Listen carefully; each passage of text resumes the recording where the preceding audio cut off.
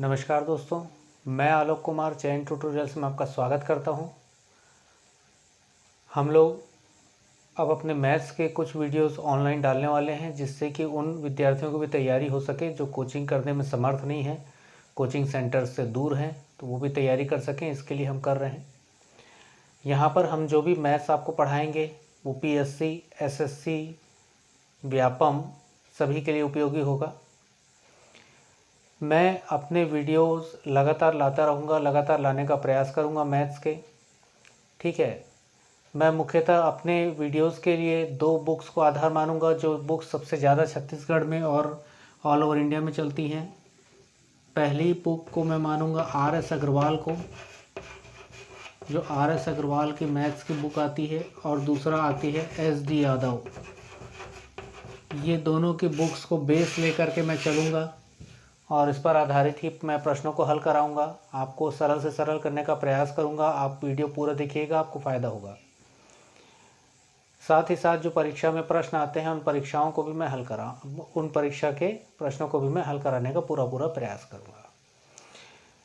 इसके लिए ज़रूरी ये है कि ये जो वीडियो है, वीडियो के नीचे में यूट्यूब में डिस्क्रिप्शन बॉक्स रहता है, उसमें आप डिस्क्रिप्शन बॉक्स में चेक कर लीजिएगा, तो आपको पूरे वीडियोज़ लाइन से मिल जाएंगे। प्रॉपर एक के बाद एक देखिएगा तो सब कुछ आपको समझ में आएगा। तो आज से अपन स्टार्ट कर रहे हैं। तो पहला है संख्या पद्धति, नंबर सिस्टम।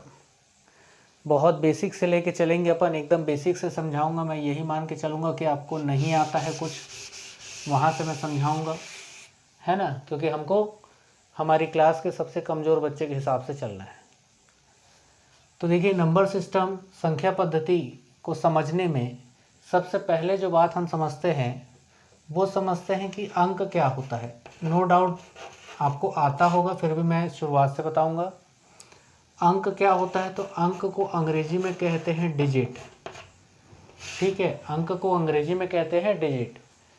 तो किसी भी संख्या की सूक्ष्मतम इकाई, किसी भी संख्या की सूक्ष्मतम मतलब छोटी से छोटी इकाई को हम क्या बोलते हैं?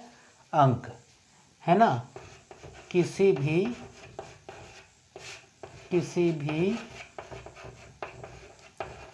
संख्या की सबसे छोटी इकाई, किसी भी संख्या की सबसे छोटी इकाई ही क्या है? अंक है।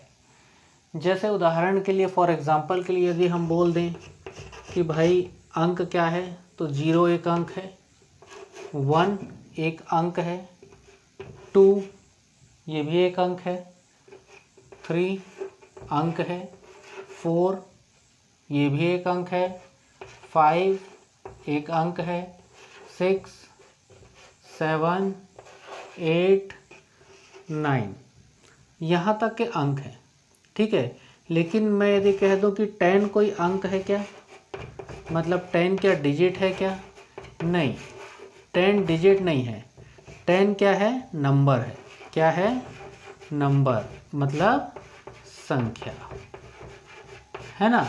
तो किसी भी संख्या की सूक्ष्मतम इकाई, 0 एक अंक है, 1 एक अंक है, ये भी एक अंक है, ये भी एक अंक है, ये भी एक अंक है, ये भी एक अंक है, ये सब अंक है। लेकिन यहाँ 10 क्या हो गई? 10 संख्या हो गई। क्यों संख्या हो गई 10? या 10 को संख्या या नंबर कहेंगे। क्यों? क्योंकि ये 2 अंकों से मिलकर बना है। मतलब यदि मैं बोल दूं आपको कि 10 जो है, 10 में कितने अंक है, तो 10 में 2 अंक हैं। एक अंक है 1 और दूसरा अंक है आपका 0। तो 10 में कितने अंक हैं? 2 अंक। 10 क्या है? संख्या है। ठीक है, तो इस प्रकार से अंक और संख्या को समझा जाता है। कुछ और उदाहरण देख लो। जैसे मैं कहूँगा कि 35, क्या 35 अंक है कि संख्या है? तो 35 क्या है? संख्या है। 35 क्या है? संख्या है। और 35 संख्या में कितने अंक हैं? तो एक अंक है 3 और एक अंक क्या है? 5। एकदम बेसिक से पढ़ाऊंगा, नो डाउट आपको आता होगा, लेकिन मेरा काम है एकदम बेसिक से बताना। ठीक है, जैसे सपोज बोले 210 क्या है? अंक है कि संख्या है? तो 210 क्या है? संख्या है। 210 क्या है? संख्या है। तो इसमें कितने अंक हैं? पहला अंक 2, दूसरा अंक 1, तीसरा अंक 0। ठीक है, तो ये आपने समझा अंक। अब मैं डेफिनेशन कहता जाता हूँ, आप लिखते जाइए।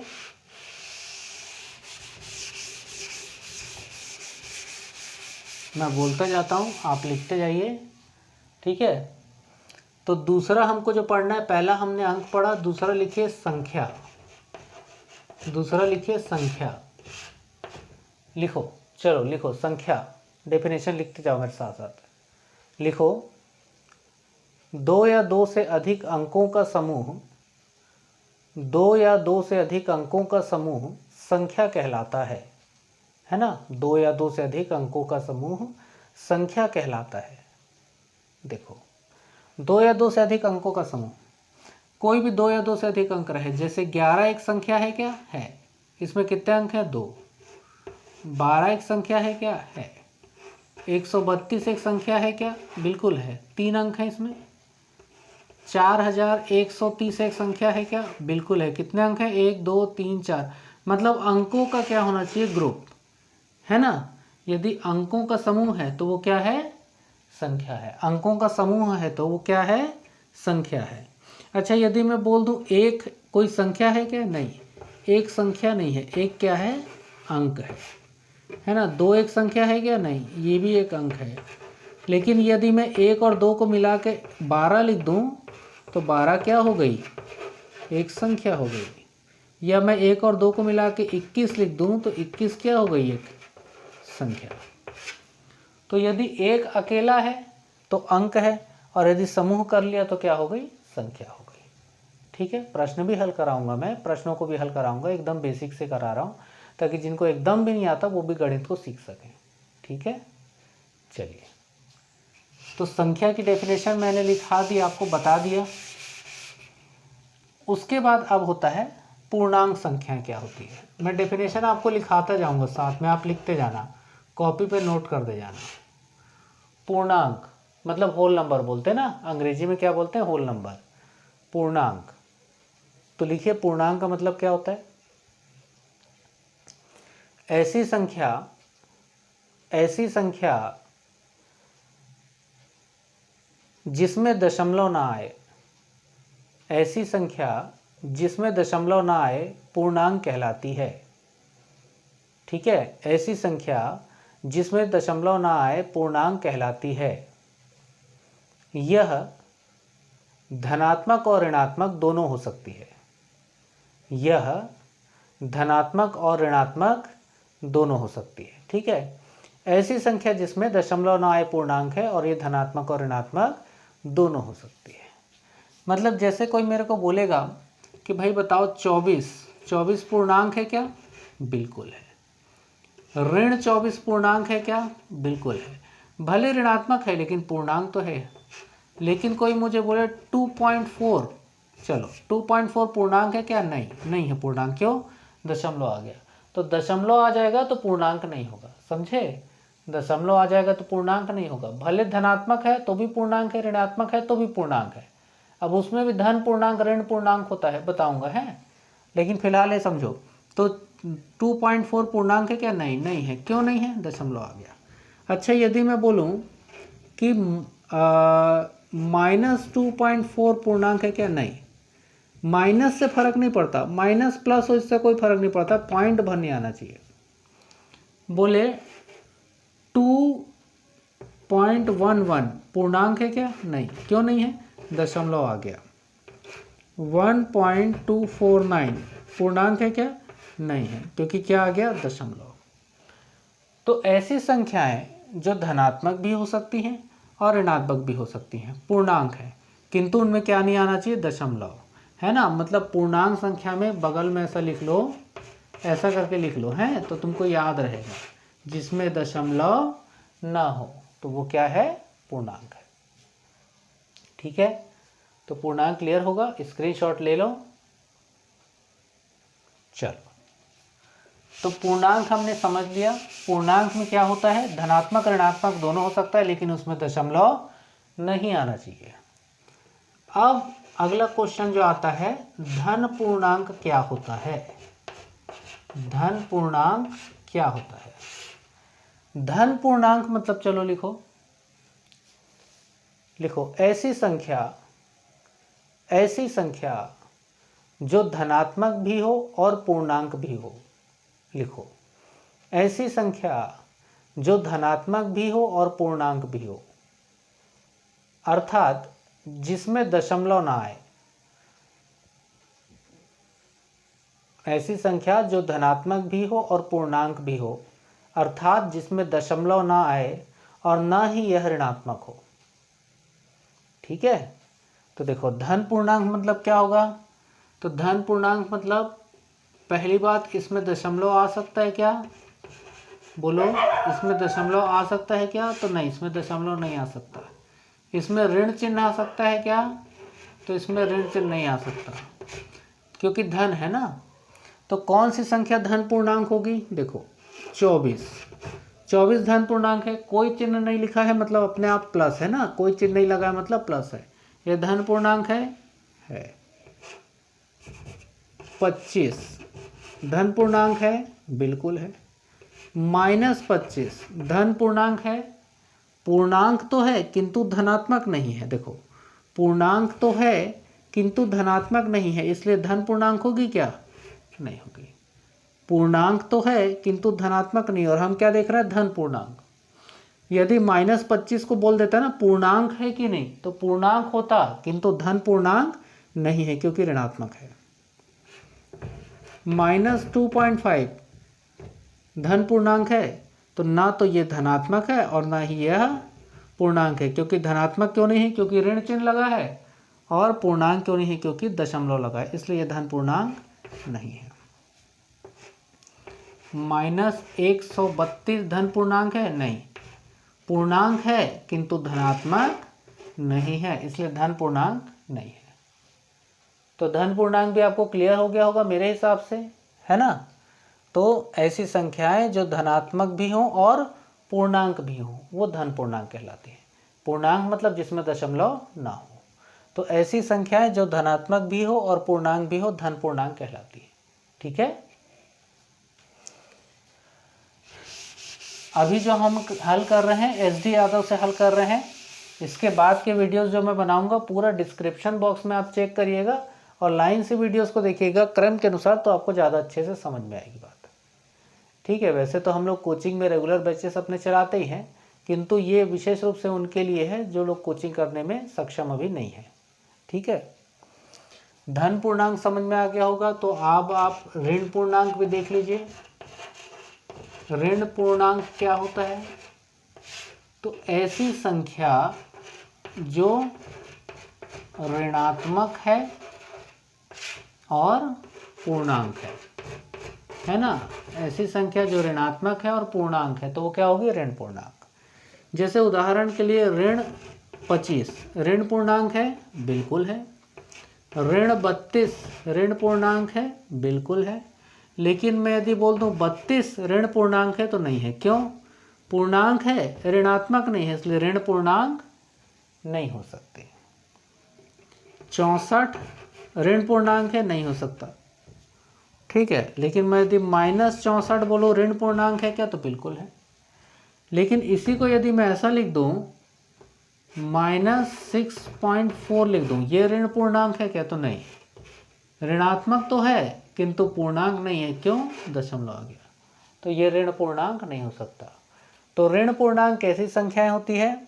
जो ऋणात्मक भी हो और पूर्णांक भी हो, तो उनको हम क्या बोलते हैं? ऋण पूर्णांक कहते हैं। ठीक है, साथ ही साथ एक चीज़ का और भी ध्यान रखना है कि वीडियो ज़्यादा लंबा ना हो। 14 मिनट का वीडियो हो गया है, 30 मिनट तक का मैक्सिमम मैं बनाऊंगा, क्योंकि फिर क्या होता है, नहीं तो लोड होने में टाइम लगता है ना। बार बार एक चीज़ कह रहा हूँ कि डिस्क्रिप्शन बॉक्स में नीचे आप लोग देखिएगा, उसमें पूरा मैं लिंक से दूंगा, तो क्रम से वीडियो को देखिएगा तो आपको प्रॉपर फायदा होगा। ठीक है, चैन ट्यूटोरियल्स बिलासपुर की ओर से मैं आपको ये गणित पढ़ा रहा हूँ। मेरा नाम आलोक कुमार। चलिए, तो ऋण पूर्णांक भी आपके समझ में आया होगा, धन पूर्णांक भी आपके समझ में आया होगा। अगला हम देखते हैं, कंसेप्ट देखते हैं सम संख्या का। सम संख्या का, चलिए सम संख्या, आप लोग डेफिनेशन लिख लीजिए, फिर अपन इसको हल कर देते हैं। तो लिखिए, सम संख्याएं ऐसी संख्याओं को कहा जाता है, सम संख्याएं ऐसी संख्याओं को कहा जाता है जिनमें 2 का पूरा पूरा भाग जाए और शेषफल शून्य बचे, है ना। सम संख्याएं ऐसी संख्याओं को कहा जाता है जिनमें 2 का पूरा पूरा भाग जाए और शेषफल शून्य बचे। ठीक है, तो सम संख्या किसको बोलेंगे? इवन नंबर जिसमें 2 का पूरा पूरा भाग जाए और शेषफल क्या बचे? शून्य बचे। देखो कैसे बचता है। तो सम संख्या क्या है? तो पहली सम संख्या तो 2 होती है। देखो 2 में तुम लोग 2 का भाग दो, तो 2 एक कम 2, ठीक है। तो शेषफल कितना आया? शून्य आया, मतलब 2 क्या है? सम संख्या है। अब जैसे बोला सपोज 12 सम संख्या है कि नहीं, तो 12 में भी कितने का भाग दो तुम लोग? 2 का भाग दो, तो 2 छक्के 12, तो कितना आ गया? कट गया, मतलब शून्य बचा। तो शेषफल यदि शून्य बच रहा है तो वो सम संख्या है, शेषफल शून्य नहीं बचे तो विषम संख्या होती, वो अपन देखेंगे। जैसे बोला 132 सम संख्या है कि सम संख्या नहीं है, तो इसको भी 2 से भाग लगाओ, 2 छक्के 12, बचा 1 और उतारे ऊपर का 2, 2 छक्के 12, ठीक है। कितना बचा? 0, मतलब शेषफल कितना आ गया? 0। तो कहीं पर भी यदि शेषफल 0 आ रहा है तो वो कैसी संख्या होती है? सम संख्या होती है, ठीक है। कहीं पर भी यदि शेषफल 0 आता है तो वो कैसी संख्या होती है? सम संख्या होती है, ठीक है। चलो समझ में आ गया। एक और देखना है, चलो एक और देख लो। 640 सम संख्या है कि नहीं?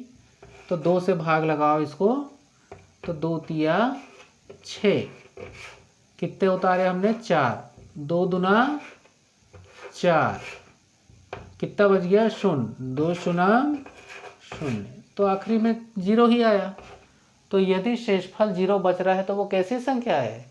सम संख्या है। और यदि शेषफल 0 ना बचे तो विषम संख्या होती है। तो अब हम विषम संख्या का भी कंसेप्ट देख लेते हैं, ठीक है।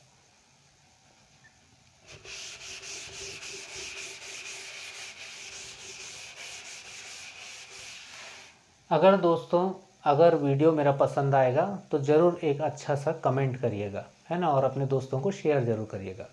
सब्सक्राइब तो करिएगा। सब्सक्राइब जितने जल्दी आप करेंगे, 1000 सब्सक्राइबर पूरे होंगे तो अपन लोग लाइव भी पढ़ा पाएंगे, है ना। हम आपको लाइव भी पढ़ा पाएंगे, आप फ्री में लाइव का भी फ़ायदा उठा पाएंगे।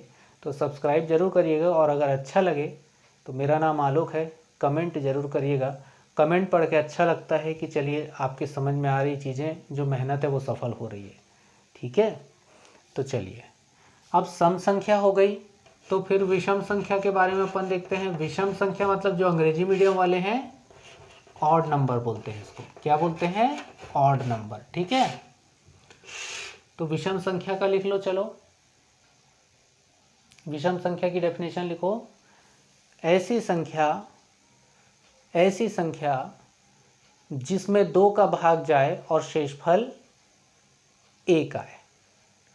ऐसी संख्या जिसमें 2 का भाग जाए, भाग तो जाएगा किंतु शेषफल कितना आएगा? 1 आएगा, है ना। पुस्तकों में कई जगह ऐसे लिखा है कि ऐसी संख्या जिसमें 2 का पूरा पूरा भाग ना जाए, वो भी सही है, ये भी सही है। ऐसी संख्या जिसमें 2 का भाग जाए पर शेषफल कितना आए? 1 आए। या ऐसा भी लिख लो, ऐसी संख्या जिसमें 2 का पूरा पूरा भाग ना जाए। देखो कोई भी संख्या होगी तो विषम संख्या कैसे कैलकुलेट करोगे? जैसे 3 एक विषम संख्या है, सभी जानते हो। 3 में आप क्या करो? 2 का भाग दो, तो 2 एक कम 2, हमेशा शेषफल 1 बचेगा। शेषफल कितना बचेगा? 1। जैसे 13 है, सपोज 13 ले लो तुम, 13 में 2 का भाग दो, 2 छक्के 12, हमेशा शेषफल 1 आता है। चलो ये तो मिलता जुलता हो गया। अपन ले लेते हैं सपोज 51 में 2 का भाग दो, 2 दूना 4, बच गया कितना? 1। ये देखो शेषफल 1। तो याद रखना, है ना, इसको तो याद रख लो तुम लोग थोड़ा सा, कि सम संख्या जो होती है ना, तो सम संख्या में शेषफल कितना बचता है? 0 बचता है। और जो विषम संख्या होती है ना, उस विषम संख्या में शेषफल कितना बचता है? 1 बचता है। ठीक है, विषम संख्या में शेषफल कितना बचता है? 1 बचता है। ठीक है, बार बार एक चीज़ रिपीट कर रहा हूँ, सब्सक्राइब करना, अपने दोस्तों को शेयर करना यदि अच्छा लगे, और एक अच्छा सा कमेंट ज़रूर करना। ठीक है, यदि पसंद आए तो। चलिए, तो सम संख्या हो गई, विषम संख्या हो गई। उसके बाद अगला मैं कंसेप्ट आपको बताता हूँ, उसको भी लिखो। ठीक है, तो अगला कंसेप्ट जो है वो किसका है? भाज्य संख्या का। किसका है? भाज्य संख्या का। लिखो, भाज्य संख्या क्या होती है? लिखो, ऐसी संख्या जिसमें एक तथा स्वयं के अलावा, लिखो, ऐसी संख्या जिसमें एक तथा स्वयं के अलावा किसी अन्य संख्या से भी भाग जाए। ऐसी संख्या जिसमें एक तथा स्वयं के अलावा किसी अन्य संख्या से भी भाग जाए, भाज्य संख्या कहलाती है। मतलब जो भाज्य संख्या है, देखो, दुनिया की कोई भी संख्या होगी उसमें 1 से तो भाग जाएगा ही जाएगा। ठीक है, दूसरी बात, दुनिया की कोई भी संख्या होगी तो वो अपने आप से भी कटेगी ही कटेगी, लेकिन इन दोनों को छोड़ करके यदि किसी भी और संख्या से कट रही है तो वो भाज्य है। ठीक है, देखो, जैसे 2 जो है, 2 किससे किससे कटेगा? तो 2 1 से कटेगा और 2 से कटेगा, मतलब 1 से कट रहा है, स्वयं से कट रहा है। इसके अलावा किसी और संख्या से कट रहा है क्या? नहीं। तो इसका मतलब है 2 जो है वो भाज्य संख्या नहीं होती है। याद रखना, बहुत से लोग इसमें गड़बड़ करते हैं। 2 नो डाउट सम संख्या है, किंतु भाज्य संख्या नहीं है ना। भाज्य संख्या का डेफिनेशन क्या है? कि इसमें एक और स्वयं के अलावा किसी अन्य संख्या से भाग जाना चाहिए। ठीक है, अब देखो, जैसे सपोज मैंने लिखा 4, तो 4 में 1 से भाग गया, 1 से तो जाता ही है, स्वयं मतलब 4 से भी गया, इसके अलावा 2 से जा रहा है कि नहीं जा रहा? जा रहा है ना। तो 1 और स्वयं के अलावा किसी अन्य संख्या से, तो वो अन्य संख्या कौन सी है? 2। तो 4 जो है वो भाज्य संख्या है। सपोज हमने लिख लिया 6, तो 6 भाज्य संख्या है कि नहीं? तो 6 में 1 से तो जाएगा ही, 6 में 6 से भी जाएगा, इसके अलावा किससे जाएगा? 2 से जाएगा। बिल्कुल सही, 2 से जाएगा। 2 तिया 6 और 3 दूनी 6, मतलब इन 2 संख्याओं से और जा रहा है। 1 और स्वयं के अलावा इन 2 संख्याओं से और भाग लग रहा है, तो ये कैसी संख्या होगी? भाज्य संख्या होगी क्या? बिल्कुल सही, यह भाज्य संख्या होगी। 10 ले लेते हैं अपन, तो 10 में 1 से तो जाएगा ही, स्वयं से मतलब 10 से भी जाएगा, उसके अलावा किससे जाएगा? तो 2 पंचे 10 और 5 दूनी 10, 2 अन्य संख्याओं से भी जा रहा है, मतलब यह भी भाज्य संख्या है। ठीक है, यह भी भाज्य संख्या है। ठीक, क्लियर? भाज्य संख्या हो गई, समझ में आ गई आप लोग के? चलो स्क्रीनशॉट ले लो। ठीक है, चलो, अब भाज्य संख्या तुम लोग समझ गए हो यदि, तो अब अभाज्य संख्या भी समझ लो कि अभाज्य संख्या क्या होती है। ठीक है, क्या समझ लो कि अभाज्य संख्या क्या होती है। तो चलो डेफिनेशन लिख लो, कॉपी में नोट कर लो इसको। लिखो, ऐसी संख्या जो एक तथा स्वयं के अलावा, ऐसी संख्या जो एक तथा स्वयं के अलावा किसी अन्य संख्या से नहीं कटती, पूरी पूरी नहीं कटती है ना। ठीक है, लिखो, ऐसी संख्या जो एक तथा स्वयं के अलावा किसी अन्य संख्या से पूरी पूरी नहीं कटती है, वह अभाज्य संख्या कहलाती है। देखो, मतलब ये 1 से कटेगा, भाई कोई भी संख्या 1 से तो कटेगी, मैंने पहले ही आपको बताया, स्वयं से भी कटेगी वो, किंतु किसी दूसरी संख्या से यदि पूरा पूरा ना कटे तो अभाज्य है, और यदि पूरा पूरा कट जाए तो भाज्य है। देखो कैसे करते हैं। चलो, 3 किससे कटेगा? 1 से तो कटेगा ही कटेगा। 3 अपने आप से भी कटेगा, और किसी से कट रहा है क्या बताओ?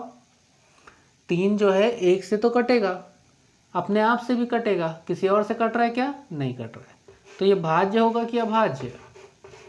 अभाज्य। क्या होगा? अभाज्य। 4 को देख लो तुम, 4 1 से कट रहा है, 4 से कट रहा है पूरा पूरा, और 2 से भी कट जा रहा है। तो यदि ये किसी और संख्या से कट जा रहा है तो ये क्या होगा? तो ये भाज्य होगा। नहीं कटता तो अभाज्य होता। जैसे 5 की बात अपन कर लें तो 5 1 से कटेगा, 5 5 से कटेगा। अब तुम ही लोग मेरे को एक बात बताओ, आप ही लोग मेरे को एक बात बताओ कि क्या 5 किसी और संख्या से कटता है क्या? नहीं कटता सर, बिल्कुल। तो नहीं कटता तो क्या होता है? अभाज्य होता है। क्या होता है? अभाज्य होता है। ठीक है, चलो 6 की बात बता दो। तो 6 1 से कटा, 6 से कटा है तो कटेगा ही। इसके अलावा 3 से भी कट रहा है, तो 1 और स्वयं के अलावा किसी अन्य संख्या से भी कट रहा है, तो ये क्या होगा? भाज्य होगा। 12 के बारे में बात कर लो।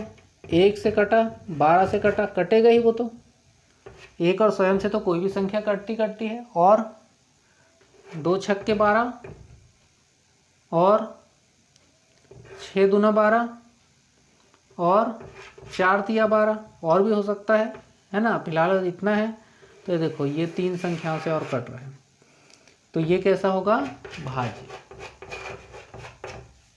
हाँ, मैं यहाँ लिख दूँ 31। 31 कैसी संख्या है? तो ये 31 1 से कटेगी और 31 से कटेगी, और किसी से कटेगी क्या?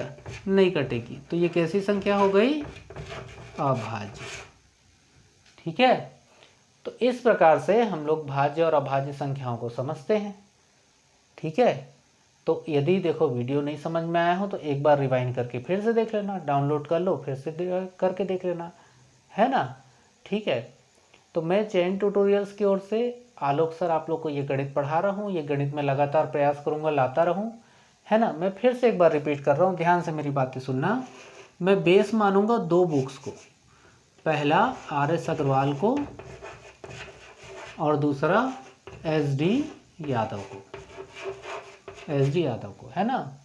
तो देखिए चैन ट्यूटोरियल्स बिलासपुर में वैसे तो हम लोग लगातार हम लोग की ऑफलाइन कोचिंग चलती है। हम लोग गणित और PSC व्यापम की कक्षाएं लेते हैं, लेकिन ये ऑनलाइन क्लासेस हम विशेष रूप से उनके लिए कंडक्ट कर रहे हैं जो बच्चे कोचिंग करने में अभी सक्षम नहीं है। ठीक है, आप लोग अच्छा सा कमेंट करिएगा, समझ में आए।